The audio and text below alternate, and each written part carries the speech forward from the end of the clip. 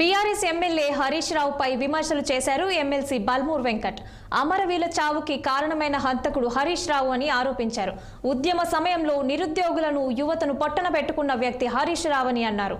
10 ఏళ్ల అధికారంలో ఉన్న బీఆర్ఎస్ నేతలకు అమరవీరులెవ్వరూ గుర్తుకు రాలేదా అని అన్నారు. అలాంటి వ్యక్తి అమరవీరుల స్తూపం వద్దకు రావడంతో ప్రదేశం మైలపడిందని అన్నారు. అందుకే స్థలాన్ని పసుపు నీళ్లతో శుద్ధి చేశామని అన్నారు. బల్మూరి వెంకట్ ఎట్టి పరిస్థితుల్లో సీఎం రేవంత్ రెడ్డి ఆగస్టు 15లోగా రైతు రుణమాఫీ చేసి తీరుతారని చెప్పారు.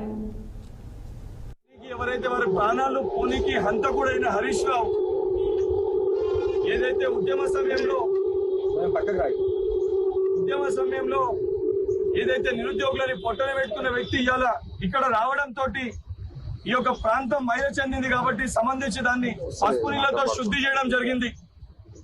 హరీష్ రావు గారికి గత 10 సంవత్సరాలుగా బీఆర్ఎస్ పార్టీ నాయకులకు ఏ రోజు కూడా అమరవీరులు గుర్తుకు రాలే.